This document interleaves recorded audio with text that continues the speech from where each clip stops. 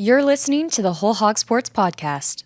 And now, here's your host, Matt Jones. Happy Friday, everyone. Arkansas basketball has a big game tomorrow against Auburn. We'll have Adam Cole from the Montgomery Advertiser on the show today to talk about that matchup. But first, a word from Rudy's Barbecue. I'm William Clark Green.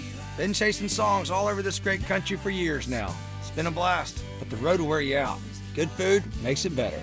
Rudy's is the go-to for me and the crew. No frills, just real Texas barbecue done right. Brisket, ribs, cream corn, that famous sauce. It's like a little piece of home when you're nowhere near it. Don't get me started on those breakfast tacos. Served till 10 a.m., which is perfect if you're living on musician time. Find a Rudy's at rudys.com. Who knows, you might just bump into me in line. Welcome back in. Happy to be joined by Adam Cole of the Montgomery Advertiser. Adam, we've got another Arkansas-Auburn basketball game this weekend. Looking at this game, when I think about the first matchup, it kind of seems to me like that was maybe Arkansas, what they look at as their low point right now. Like that was the worst Arkansas has played. At least from Auburn's end, I would think it'd be hard to, I know they beat Florida. That had to be a pretty high point. But I would have to think that the win against Arkansas was about as good as they've looked too. I guess, what do you remember from that first game? And I should have said off the bat, happy to have you. Yeah, no, thank you guys for having me. But yeah, I think I was going back through and reading up on just the first game yesterday, and I think my headline for the follow after that game was how Auburn got its best 40 minutes yet against Arkansas. And obviously that Florida win, that's probably one of the best wins in the country and certainly Auburn's best win this year. But it felt like against Arkansas that was their most complete game because the only difference between that and the Florida game was Florida kind of came back in it and Arkansas never really did. But yeah, I think you're dealing with it. It's going to be really interesting this time around. I don't know that it's going to just shake out some completely inverse result, but like you said, I think that was kind of, is certainly one of Auburn's high points. And from everything I've just read and gathered and going back and listening to what Calipari said too, one of the first things he said was, he was like, I walked in the locker room and said, I'm burning the film. We're not watching this. He's like, this isn't us. And so it's interesting how at least for Auburn, a month later, they're kind of in the same circumstance heading into this matchup, dealing with another losing streak and they need, a bounce back big time. But that's it's going to be infinitely harder to do on the road. Yeah, it's funny because the first time they played, it was Calipari. We joked about it yesterday, his annual burn the tape game last year. They went down to South Carolina and got just pummeled, and it was his burn the tape game. We got that earlier this year with this Auburn game, but he kept on coming back to it after that game of we ran into a desperate team and we weren't able to match the urgency that they had coming into this one. And I would have to think it can only be intensified this go around because we're getting closer to March. And I know I've looked at bracket projections and I was honestly a little bit surprised to see Auburn is hanging on as an 8 seed with a 14-10 record. It just, I think, goes to show probably the strength of some of their victories. But that being said, they're in these tournament projections right now, and but they're on a losing streak, and it's getting closer to March. So I'd have to think, that urgency, element could only be a little bit stronger this time. Yeah, it's interesting because you glimpse at the Twitter replies, I should say. You don't really take the time to go through and read them in depth, but that and just kind of the general vibe of things feel like Auburn's a bubble team right now, but then you go back and like you said, you look at the resume and I think the thing that's really saved them to this point is you don't really have a bad loss, at least in terms of the resume. You've got some major blowouts in there, but those were by way of Arizona on the road and that Michigan team in Vegas when they were red hot and, Purdue in a semi-neutral site in Indianapolis. That's where your worst losses were against really quality opponents. But that's kind of what's saving Auburn right now. And so it's turned into this last stretch of the schedule for them is just, it's kind of the same thing. It's nobody plays to not lose, right? At least that's what every coach says when they have a hot mic in front of them. But Auburn's in a place right now where I think it's 3 more or 4 more quad one opportunities, including this game. And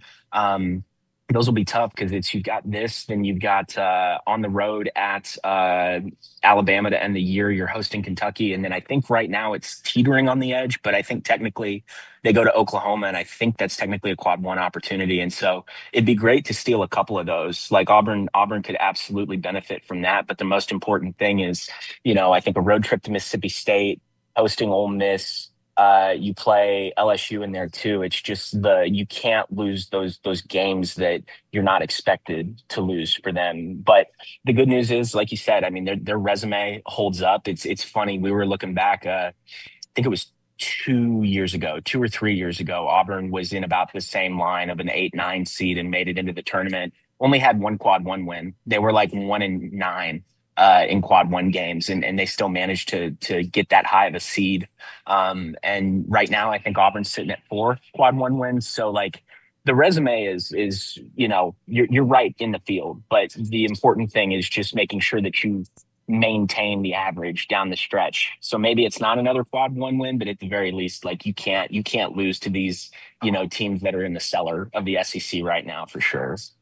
Yeah, it's funny you brought up OU because that is definitely, I can attest, it's a quad one win for Arkansas right now because it was they're number 75 in the net, which is like the very last place that you can be. So Arkansas is like low key, like they OU beats Vanderbilt over the weekend. It's like, yes, hold on to that quad one Sooners. But LSU's also a road win quad one for them, which it's just some of these games don't feel like them. But it's funny because the SEC, you end up having all these opportunities to get those. And certainly, I would have to think that a game like Saturday's for Auburn, we mentioned it, like the resume stacks up right now, but I would have to think like the earlier game against Arkansas, and especially that Florida game, kind of has to be what Auburn's like latching onto at this point, is those type of wins that you can have in your back pocket.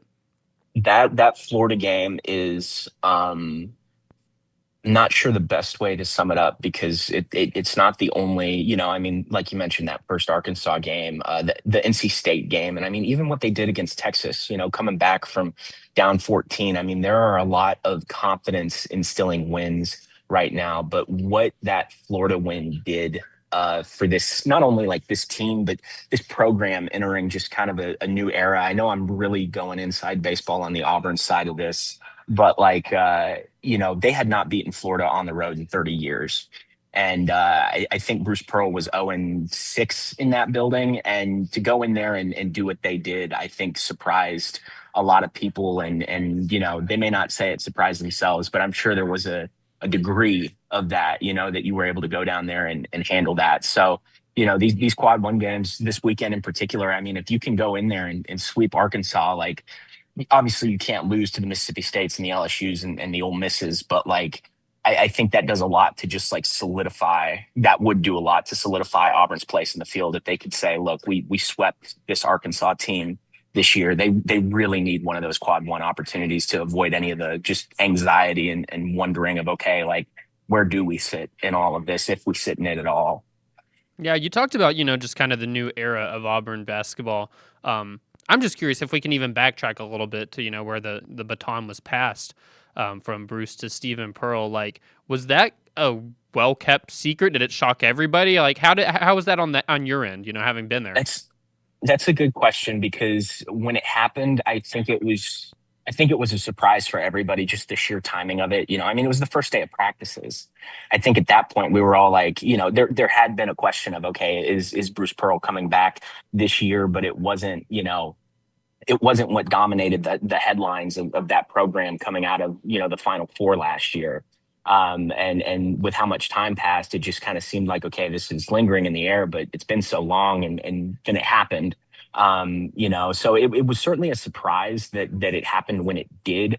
I think the one place where it's a little different depending on who you're talking to about it. I saw a lot of people pose beg the question of obviously Stephen Pearl is Bruce Pearl's son and the question of nepotism. And I think it's a very fair question to raise, but I know around here, like locally, there had always kind of been a almost unspoken understanding that even if Stephen Pearl was not the guy to succeed Bruce Pearl whenever he stepped down, that he was going to get a very serious look. And, let's face it, I mean, the timing of it all just renders a lot of that moot. There was really nothing else they could do. Who are you going to hire who isn't already in your building at that point? But it wasn't it wasn't shocking to see Steven get elevated into that role, even if the timeline made that really your only option.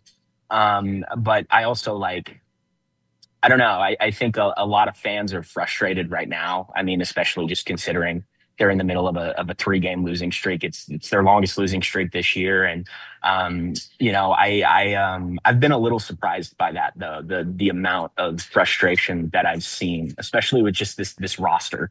There's a lot of really interesting pieces on this roster, whether that is Keyshawn Hall or Tahad Pettiford, but also, I mean, guys like Kevin Overton, to me, they didn't really jump off the page when Auburn went and got him this offseason, but still was interesting to think about how they'd factor into the equation. And then developmental pieces too, Philip Jovich, Sebastian Williams, Adams, Elijah Freeman. I think you've got pieces on this team that you can build around moving forward, but it still just kind of feels like an incomplete roster. Even if they have a lot of those really interesting and dynamic pieces, they don't have the front court, especially in terms of defensive presence that they've had in recent years. And I think that's been a major difference down the stretch of these games. And, for people who are frustrated, with the head coach, with Stephen Pearl, I wonder how much they think about what Bruce Pearl would have done with this roster, because I don't know how much better it really would have been. So it's been an interesting year to cover on the whole. It was certainly surprising when Bruce Pearl stepped down, but it was a little less surprising to see Steven step up into that role. And even though it hasn't been the sort of follow-up you wanted to all the success of last year, I think this year was always going to be kind of maybe a little more of a developmental year, especially once that roster got finalized. But I'll be really interested to see what happens after the year of roster construction for next year, because they need size. They need a formidable front court again with just the system that they've settled into and run as well as they did in recent years. They've got to get back to that, because it's something they are sorely lacking on this roster. Yeah, I'd have to think that after beating, it was part of a 4-game winning streak, that Florida win, the vibes were pretty high, I would guess, around there, where you're 14-7. Seems like maybe you're piecing some things together. You're 5-3 and the conference, and then you have this 3-game losing streak, albeit to teams that, a lot of teams in the SEC would lose to. It's not like you went and, lost to South Carolina or an LSU or one of them. But during that losing streak, what's gone wrong, I guess? What was working during the winning streak that all of a sudden in this losing streak you're saying, oh boy, that's gone wrong? I don't it's I think the book's out is kind of the way I would sum it up, because what we saw during that streak was, kind of to get back to that sense of there were some really interesting pieces on this team. Pettiford and Hall in particular, they're shot creators. They can make their own offense, and they're really, really good at that. But also historically, and especially when you move into a new head coach who is bringing, keeping the same staff entirely, you run this system that's really produced for your offense in years past. And that was the big question of, okay, how do these guys settle into a system and play alongside each other? And I think when it was at its best, you were leaning into a lot of those strengths. And if anything, the biggest strength being Keyshawn Hall is able to get downhill at will and get to the free throw line and just seemingly as many possessions as he wants to. And so they were doing a lot of that, but it was, everybody was leaning into that. It was about getting close to the basket, whatever end that was on, defending the interior, just ad nauseum, and getting close to the basket and getting those quality shot attempts, as opposed to, Pettiford's had a penchant for the 3-point line, as has Hall, as has Overton, but they were just getting downhill and getting to the basket a lot more on both ends of the floor, and physicality and aggression. Those were really kind of the big things. And it's not that they haven't tried to do that throughout the losing streak. I just think teams have enough tape now that they've learned to scout it, and it really seemed to rear its head against Vanderbilt. Keyshawn Hall didn't make a shot from 2-point range, which is just shocking. He's, I think, 5th in the country in scoring. He's one of maybe 5 or 6 guys averaging 20 points. And he wasn't able to do what he's been so effective at in terms of getting to the rim. And I think teams have just kind of figured that out. And now Auburn's in a place where I don't know that you have to go back to square, but you've got to tinker and you've got to reinvent and you got to do something a little different at this point on both ends of the floor. So that's really been kind of the gist to me of the 3-game losing streak. I think there's enough tape out on this team now that opponents know how to scout it, know how to try to figure it out. And it's they've hit another stretch of Mark Byington had a great quote after the Vanderbilt game about like how Vanderbilt has had to reinvent itself like multiple times over throughout this season when they've hit a loss or some adversity. And I think Auburn's right in the thick of something like that. There's got to be a bit of reinvention, however that looks, to get back to winning, Yeah, for sure. I want to tell you about our friends at Bentonville Glass, serving its community since 1971. Bentonville Glass is committed, professional, and versatile. Looking for a quality leader in Northwest Arkansas? Looking for skilled craftsmanship? Choose Bentonville Glass for all your glass market needs with the highest quality products. You can come by and see them today at 507 South Main in Bentonville or online at bentonvilleglass.com. Adam, you mentioned him, and I want to bring him back up. Keyshawn Hall. He was so good in the first game between Arkansas and Auburn. And I know that there was like some background there that I think Arkansas, had a chance at them maybe in the transfer portal, and they maybe opted to go a different direction. And I think I remember him saying something along the lines of like, it was a personal game for him. It seems to me when Auburn's at its best this year, he is right in the middle of just being a difference maker. Is that a fair assumption?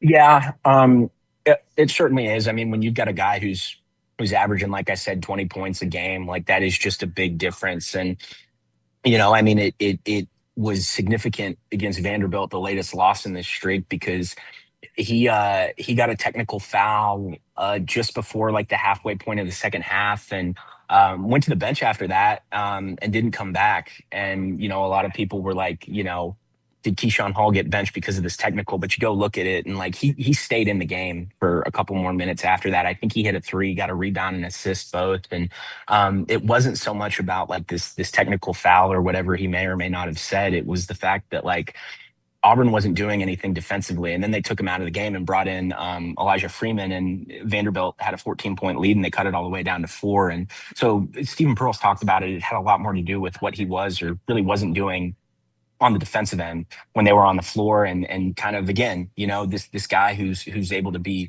great individually from an offensive standpoint. Stephen Pearl was also like, our offense wasn't getting into a flow either with him on the floor. And so they are so much better when he's at his best, but also when they're at their very best, he's doing more than just scoring.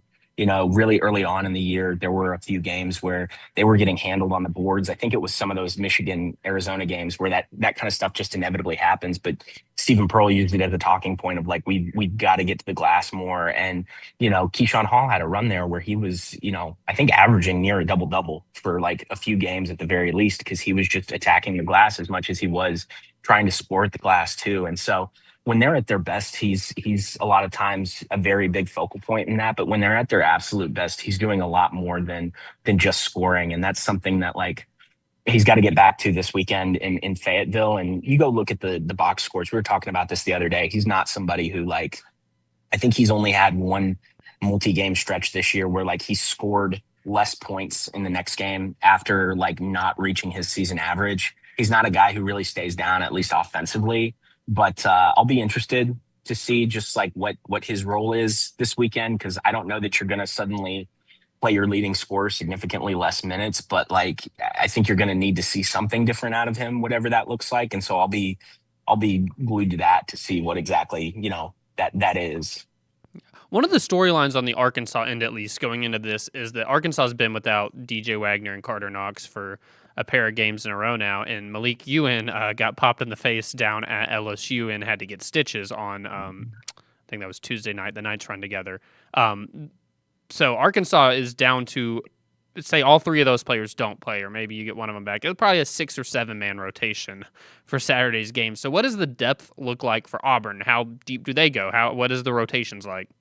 That actually got brought up today because, depending on how it all shakes out, I mean, this could be one of the few times this year where Auburn is running a deeper rotation than its opponent. I mean, last season, that team, which was just, very deep, very experienced, very capable, they ran as deep as, 10 to 12 guys in a game. But this year, I mean, it's really gone like 8 at its deepest.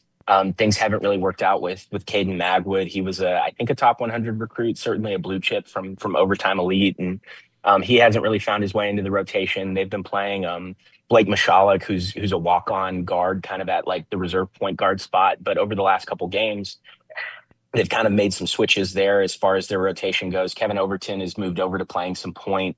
And they've moved Simon Walker, who was another blue chip freshman and was dealing with a preseason injury. They've kind of moved him back into the rotation for a few minutes. But they run about 7 or 8 deep. They don't run a lot of bodies. But this game, depending on what's up with Ewan and Wagner and Knox, I mean, like this could be one of the first times that Auburn's actually running deeper than its opponent. I don't know how much that's going to change for Auburn in terms of what it does on the court. Against Vanderbilt, they started pressing a little more, especially in the second half when they were cutting that lead. But Stephen Pearl's talked about it too. Like they're not deep enough that he feels like they can run a press consistently without just wearing themselves out. And so I think that's going to be an interesting storyline to watch because, it seems like certainly both these teams are going to be a little, shorthanded, no doubt. I want to ask about Auburn on the road this year. I know they have the Florida win on the road, and we know how good they are inside Neville Arena. I mean, Arkansas ran into that. But how have they been on the road though? Because Bud Walton's gonna, it's one of the better venues in the SEC, and you've played. Auburn's played some really tough road games. It looks like it's not like you've been handed like hey, go to Starkville. Well, actually, they do go to Starkville, but haven't to this point like go to Starkville at 11 a.m. on a Saturday like Arkansas's done. Mm-hmm.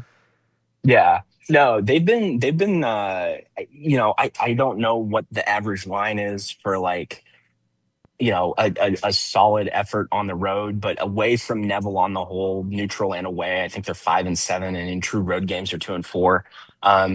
So it hasn't been great this year, but yeah, like you said, I mean, I'm trying to think, true road games have been, they won at Ole Miss, they won at Florida, you lose that overtime game at Georgia.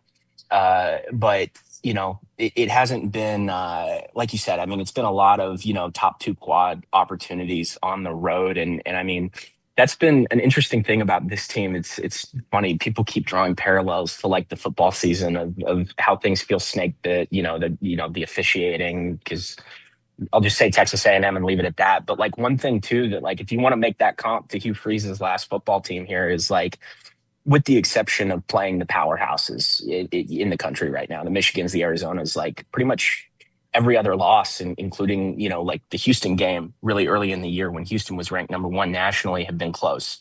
So Auburn's been a team that's been capable of like fighting and just kind of staying in a game until the final few possessions. I think a lot of that has to do with what they get on offense. I think Tahad Pettiford and Keyshawn Hall both kind of have that inherent clutch gene. And I think that really helps them a lot in those regards. So like the results, I don't know that they've been what you would desire, because obviously, if you're in that building, you don't want to lose anywhere, but they've done a pretty impressive job, all things considered, of like staying in it on the road. And the last thing that they need is kind of I think a blowout result on the road in SEC play. If they were to lose this one and go to 4 straight losses, and that's the fashion it comes in, like I think things could be liable to really go off the rails.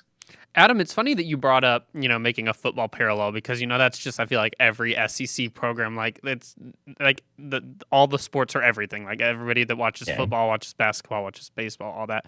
But I'm just now curious now that you brought it up, like what is the vibe around Auburn athletics right now? Because, it's funny, you're in the same boat as Arkansas where you have a new football coach where I'm sure that's, you're in the honeymoon phase if you're like Arkansas. But like, I don't know, where's the excitement coming from right now? Like, is that it? I think there's a lot of optimism about football right now, and I think, like you said, I mean, there's always that honeymoon phase. There was a honeymoon phase with Hugh Freeze, and that only gets heightened when you're in. I know everybody calls it talking season. I call it strength coach season. Everybody has the best strength coach in the country right now, Ethan, and nobody's ever been more athletic and more developed. And so there's a lot of optimism around that right now. But somebody actually brought that up after the Vanderbilt game of like, when was the last time things felt this down in Auburn? And it's funny too, because that's taking it really in a vacuum of the recent history. But I think it's, football, baseball, there's a lot of expectation there this year. I mean, this will be my 5th season covering that baseball program, and this is the first time they've gone into the year, I think consensus top 25, but they're consensus top 10. Hmm. So it's kind of a flux state right now. Like, I don't know that things are really as bleak or bad as they feel with this 3-game win streak in mind, but like there's a lot of things are fresh right now. Things are fresh, things are new, and it's kind of a weird thing. I mean, we'll see how this all feels when we look back at the end of the basketball season. But I think if you can make things go chalk at the end of this regular season, get into the tournament, get anywhere from a 9 to a 7 seed, and just get there. Like, I think that's an acceptable year one. Like for Stephen Pearl, I genuinely do, and really like. If people want to break out the pitchforks next year, I think they're more than welcome to. But I think in a weird way, like I think you could look back on this and see it as like a really a needed year for him in terms of year one of just you're learning to deal with adversity and things just not really going your way. However much you try to scheme and develop it all up and get the best out of your players. But like things do feel a little bleak right now, but I think a lot of that just has to do with the recent stretch, for this men's basketball team. But, as we kind of get to the end of this athletic calendar, as we get through the start of the next one, I'm going to be really interested to see where things sit, especially with how the men's basketball roster look, how baseball does, how football starts off. Like those are obviously the 3 kind of big linchpins. And beyond that right now, I'm trying to think men's golf.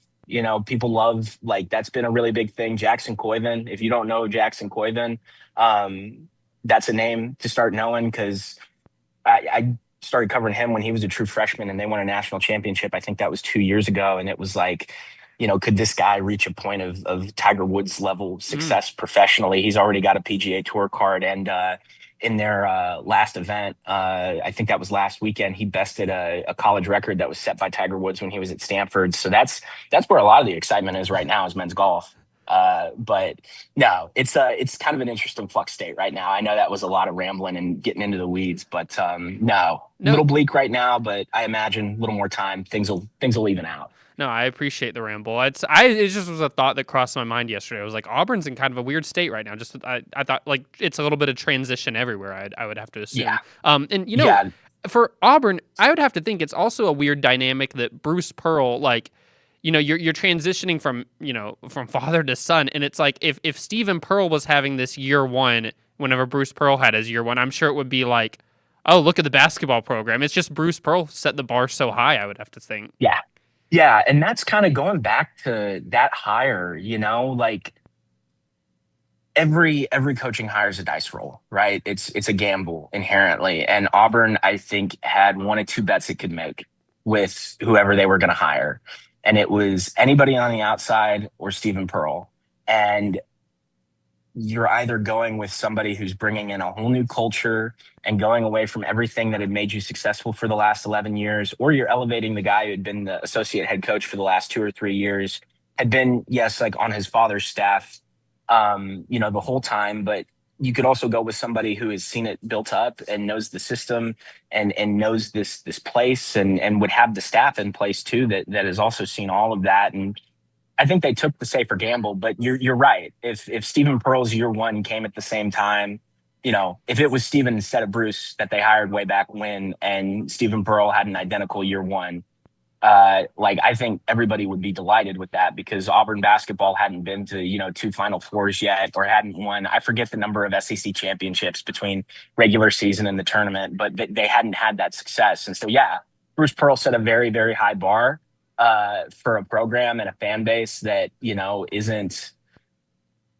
familiar with that kind of success. And so it's interesting to watch sometimes a football heavy fan base get into basketball, because they live and die by like every single result. And it's just like every other sport, you can't really live and die with it in the same way that you do football. And so that's been interesting to kind of watch the patience or lack thereof from this fan base. But you make a really good point. Like, the bar was set incredibly high. I don't know that it was going to be met this year in any case from what happened last year, whoever your head coach was. But no, I think this is a fan base that's really hungry to just like maintain that success. And I'll be interested to see where it goes from here, and how quick Stephen Pearl can, build on year one and make better what he did this year, in the years to come.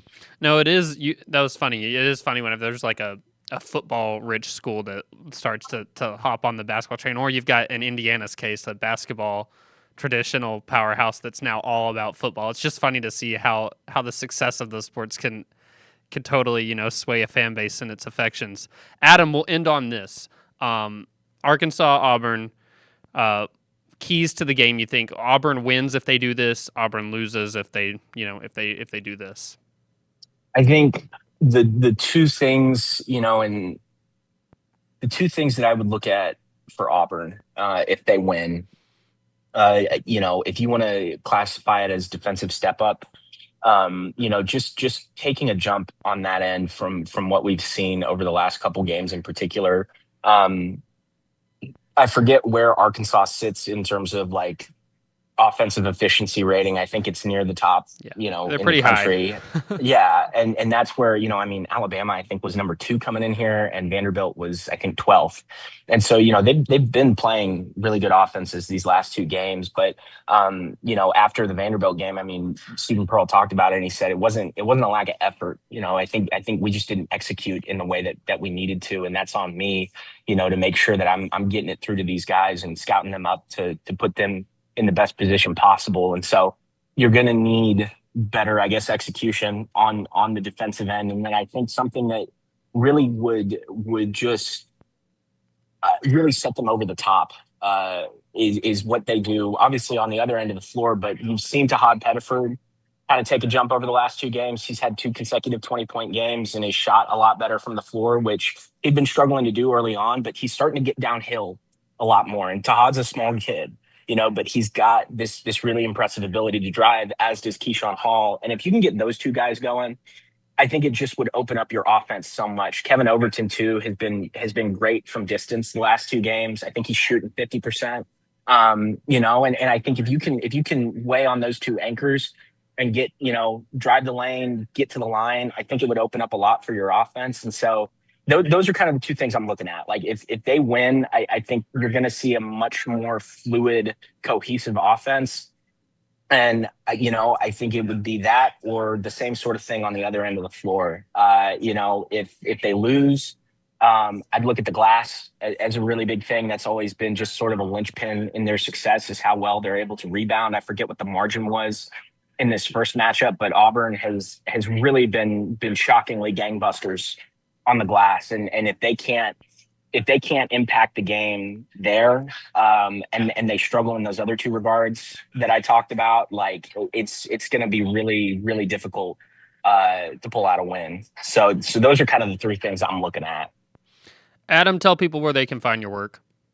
Yeah, it's pretty simple. If you're going straight to the source, if you're looking for Auburn, not me, head to MontgomeryAdvertiser.com, click sports at the top, and there's a little drop down. Click on Auburn, you'll have everything you need. And if you're looking for me, just it's TikTok, Twitter, wherever you're looking, at Cole Reporter. That's my last name, COLE, and the word reporter. So yeah, sweet. Well, really appreciate you hopping on, man.